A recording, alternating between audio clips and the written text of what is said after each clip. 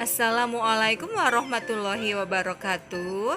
Kita berjumpa lagi dengan pembelajaran IPA. Kali ini kita akan belajar tentang sistem gerak pada makhluk hidup, masih bersama dengan Ibu Lisa. Jangan lupa untuk like dan subscribe-nya. Terima kasih. Pokok bahasan yang akan kita pelajari hari ini adalah sistem gerak pada manusia, sistem gerak pada hewan, dan sistem gerak pada tumbuhan. Bahasan yang pertama adalah sistem gerak pada manusia yang meliputi rangka, sendi, otot, dan juga kelainan. Gerak pada manusia meliputi alat gerak pasif yaitu rangka dan alat gerak aktif yaitu otot. Fungsi rangka sebagai formasi bentuk tubuh, formasi sendi-sendi, pelekatan otot-otot sebagai pengungkit, penyokong berat badan, proteksi, tempat pembentuk sel darah, fungsi imunologis, dan penyimpan kalsium. Susunan rangka tubuh manusia terbagi menjadi 3 bagian.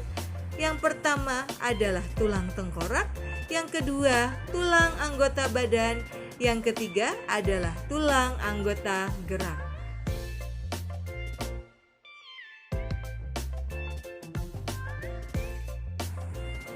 Tulang berdasarkan letaknya dibagi menjadi tulang tengkorak, tulang anggota badan, dan tulang anggota gerak.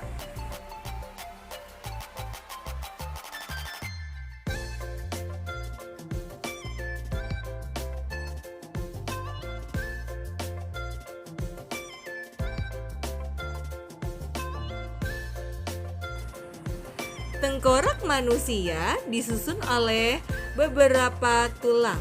Di antaranya adalah tulang ubun-ubun, tulang dahi, tulang pelipis, tulang kepala belakang, rahang atas, tulang rahang bawah, tulang pipi, tulang baji, tulang hidung, tulang air mata.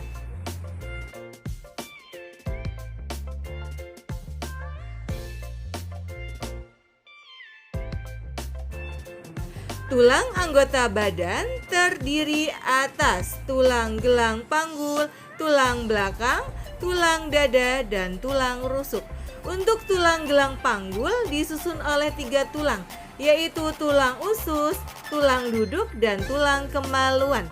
Untuk tulang belakang disusun oleh 5 bagian, yaitu 7 ruas tulang leher, 12 ruas tulang punggung, 5 ruas tulang pinggang, 5 ruas tulang kelangkang, dan 4 ruas tulang ekor.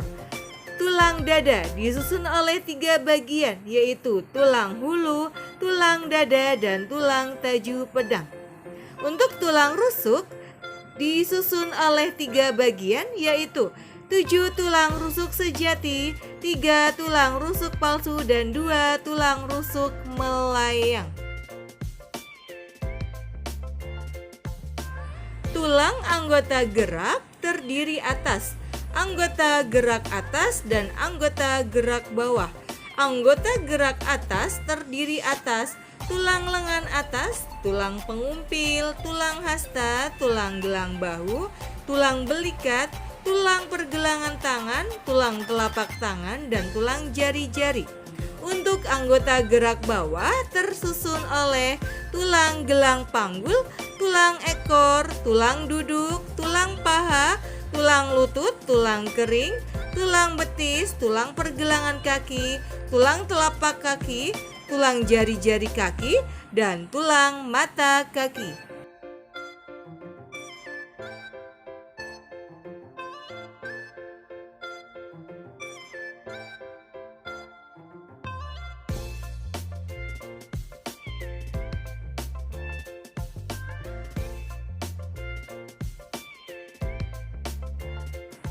Perkembangan tulang. Rongga di tengah tulang terisi oleh sel-sel pembentuk tulang atau osteoblast. Sel-sel tulang terbentuk secara konsentris, artinya pembentukan dari dalam keluar sel. Saluran Harvers terbentuk akibat adanya sel osteosit yang melingkari pembuluh darah dan sel syaraf sehingga membentuk saluran Harvers. Proses pengerasan tulang dinamakan osifikasi. Perbedaan tulang rawan dan tulang keras. Tulang rawan atau kartilago memiliki sedikit zat kapur, memiliki banyak zat perekat, memiliki jenis sel yaitu kondrosit, memiliki sifat lentur, contohnya daun telinga. Sedangkan tulang keras atau osteon memiliki banyak zat kapur, sedikit zat perekat, jenis selnya osteosit, sifatnya tidak lentur, contohnya adalah tulang tengkorak.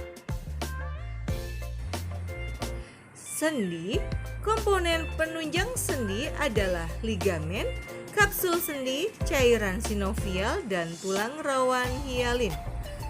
Tipe persendian antara lain adalah diartrosis dan sinartrosis. Diartrosis artinya sendi yang bisa bergerak bebas, terdiri atas sendi peluru, sendi putar, sendi pelana, sendi engsel, dan sendi luncur. Sinartrosis adalah persendian yang kaku. Sendi kaku dibagi menjadi dua, yaitu sinkondrosis dan sinfibrosis.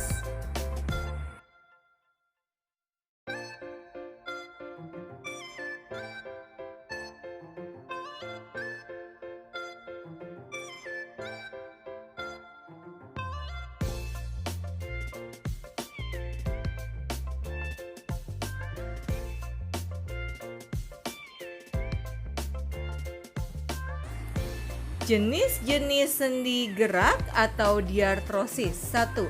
Sendi engsel, artinya gerakannya satu arah seperti engsel pintu, contohnya pada sendi siku dan lutut. 2. Sendi peluru, artinya sendinya dapat bergerak ke segala arah, contohnya sendi lengan atas dan gelang bahu, tulang paha dan panggul. 3. Sendi putar, yaitu sendi yang mengakibatkan salah satu tulang dapat berputar atau berotasi. Contohnya pada tulang atlas dan tengkorak, pada tulang hasta dan pengumpil. 4. Sendi pelana, yaitu sendi yang memungkinkan gerakan kedua arah. Contohnya pada sendi ibu jari dan jari lain pada telapak tangan. 5. Sendi geser, artinya sendi yang gerakannya hanya menggeser.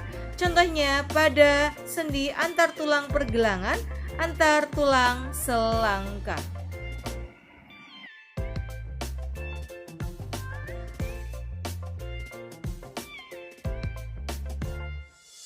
3. Otot. Otot merupakan alat gerak aktif. Karakteristik otot. 1. Kontraktibilitas, yakni kemampuan otot untuk mengadakan perubahan menjadi lebih pendek dari ukuran semula atau berkontraksi. 2. Ekstensibilitas, yakni kemampuan otot untuk berelaksasi atau memanjang dari ukuran semula. 3. Elastisitas, yakni kemampuan otot untuk kembali pada ukuran semula setelah berkontraksi atau ekstensi. Otot yang kembali ke ukuran semula disebut dalam keadaan relaksasi. Macam-macam otot antara lain otot lurik, otot jantung, dan otot polos. Masing-masing memiliki ciri yang berbeda. Di antaranya, otot lurik tempatnya melekat pada rangka, otot polos letaknya di dinding organ dalam, otot jantung letaknya di dinding jantung. Jika dilihat dari selnya, otot lurik bentuknya memanjang, silindris, ujungnya tumpul, banyak letaknya di tepi, memiliki garis melintang, memiliki kontraksi paling cepat dan kemampuan tetap kontraksinya sebentar, dan tipe kontrolnya adalah menurut kemauan. Sedangkan untuk otot polos dan otot jantung ada perbedaan. Silakan kalian simak sendiri ya. Nah, untuk cara kerja otot di sini ada dua, yaitu sinergis artinya bekerja bersamaan dan antagonis artinya bekerja berlawanan. Untuk yang antagonis ada 4, yaitu flexor, extensor abduktor, aduktor, depresor, elevator, dan pronator, dan supinator.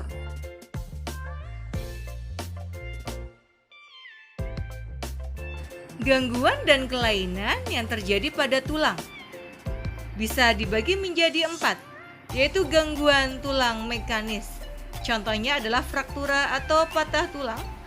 Gangguan persendian, diantaranya dislokasi sendi atau terkilir, ankilosis atau sendi tidak bisa bergerak, artritis atau radang sendi, gout artritis atau asam urat. Gangguan lain contohnya mikrosepalus, gangguan pada ruas tulang belakang, diantaranya adalah lordosis, skoliosis, dan kifosis. Untuk gambarnya ada kifosis, skoliosis, dan lordosis. Silahkan diperhatikan perbedaannya ya. Untuk fraktura atau patah tulang itu ada 2, yaitu fraktura terbuka dan fraktura tertutup. Gangguan yang terjadi pada otot diantaranya kejang otot atau kram, stiff atau kaku leher, tetanus atau kejang otot karena infeksi bakteri, miastenia gravis atau lemah otot, hernia atau otot dinding perut lemah, hipertrofi atau otot membesar karena aktivitas berlebihan. Sistem gerak pada hewan. Beberapa hewan memiliki alat gerak berbeda. Contohnya 1. Ayam bergerak dengan sayap dan kaki, fungsinya untuk terbang dan berjalan.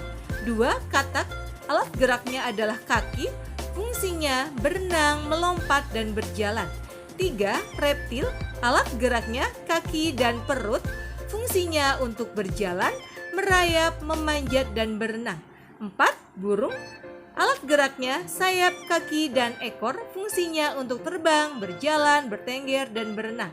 5. Mamalia, alat geraknya adalah kaki dan sirip, fungsinya untuk berjalan, berlari, melompat, dan berenang. Ayo kita selesaikan tabel berikut ini. Di dalam tabel ada 5 jenis hewan. Silakan kalian perhatikan dan amati, kemudian jawab pertanyaan yang ada di sampingnya. Sistem gerak pada tumbuhan. Gerak tumbuhan antara lain 1. Gerak endonom, yaitu gerak spontan tanpa rangsangan dari luar. 2. Gerak higroskopis adalah gerak yang diakibatkan perubahan kadar air. 3. Gerak esionom adalah gerak yang dipengaruhi oleh rangsangan dari luar. Untuk gerak esionom dibagi menjadi 3, yaitu esionom tropisme, esionom taksis, dan esionom nasti.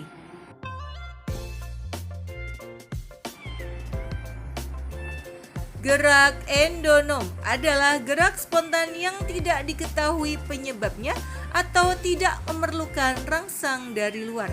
Contohnya, gerak pertumbuhan daun dan gerak rotasi sitoplasma pada sel daun hidrilla.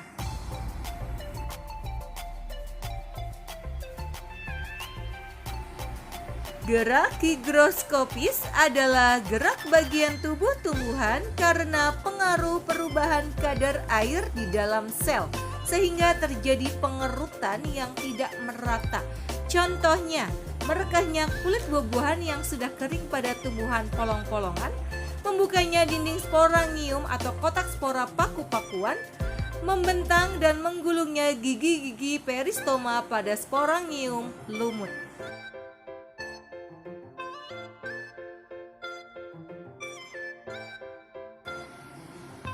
Gerak esionom adalah gerak tumbuhan yang disebabkan oleh adanya rangsangan dari lingkungan sekitar. Macam-macam rangsangannya antara lain gerak esionom tropisme, gerak esionom taksis, dan gerak esionom nasti. Gerak esionom tropisme yaitu arah gerak tumbuhan karena pengaruh lingkungan. Contohnya, tumbuhan yang diletakkan dekat jendela, batangnya tumbuh menuju cahaya. Tropisme adalah gerak tumbuhan yang arah geraknya dipengaruhi oleh arah datangnya rangsang dari luar. Gerak tropisme positif jika arah gerak tumbuhan mendekati rangsang. Jika sebaliknya disebut tropisme negatif. Tropisme dibagi menjadi 5, yaitu geotropisme, hidrotropisme, tikmotropisme, kemotropisme, dan fototropisme. Gerak geotropisme adalah gerak bagian tumbuhan yang dipengaruhi oleh gravitasi bumi. Contohnya pada kecambah, arah gerak akar selalu menuju pusat bumi, artinya geotropisme positif. Sedangkan arah gerak tubuh batangnya selalu tegak ke atas, artinya menjauhi pusat bumi atau geotropisme negatif. Gerak hidrotropisme adalah gerak tropisme tumbuhan yang dipengaruhi oleh rangsangan air. Gerak tikmotropisme adalah gerak tropisme yang diakibatkan oleh rangsang berupa sentuhan dengan rambatannya, baik berupa benda mati atau tumbuhan lain. Contoh, gerak membelitnya ujung batang atau ujung sulur kacang panjang. Gerak fototropisme adalah gerak tropisme tumbuhan yang dipengaruhi oleh rangsangan cahaya.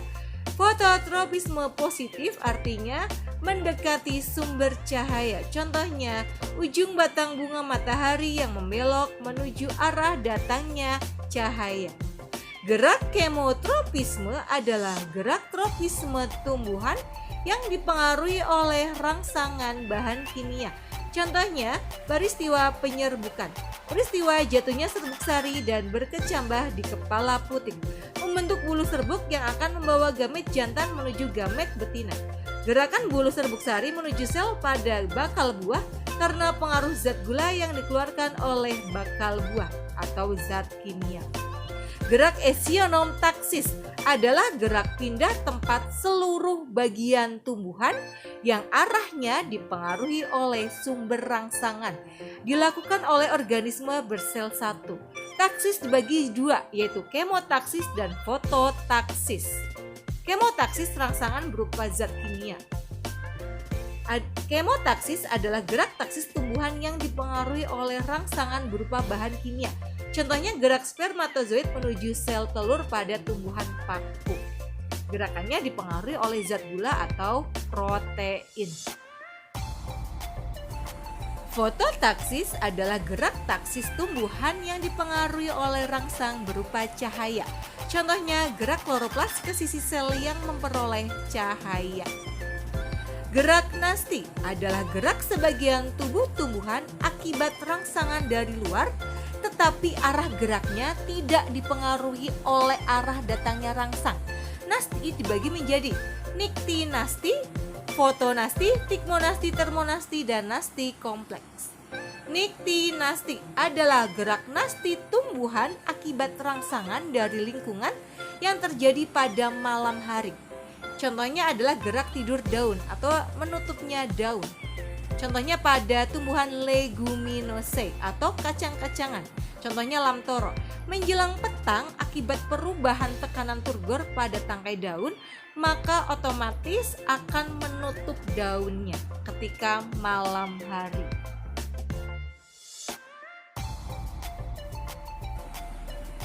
Gerak fotonasti adalah gerak nasti tumbuhan akibat rangsangan cahaya.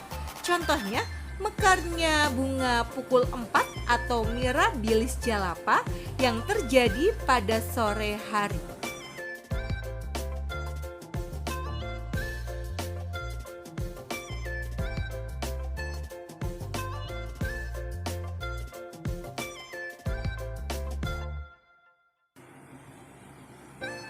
Gerak seismonasti atau tikmonasti adalah gerak nasti tumbuhan yang dipengaruhi oleh getaran atau sentuhan.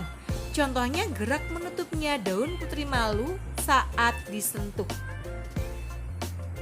Gerak termonasti adalah gerak nasti tumbuhan yang dipengaruhi oleh rangsangan berupa suhu. Contohnya, bunga tulip selalu mekar di musim semi. Mekarnya bunga tulip tersebut disebabkan oleh suhu udara pada musim semi lebih hangat dari musim dingin.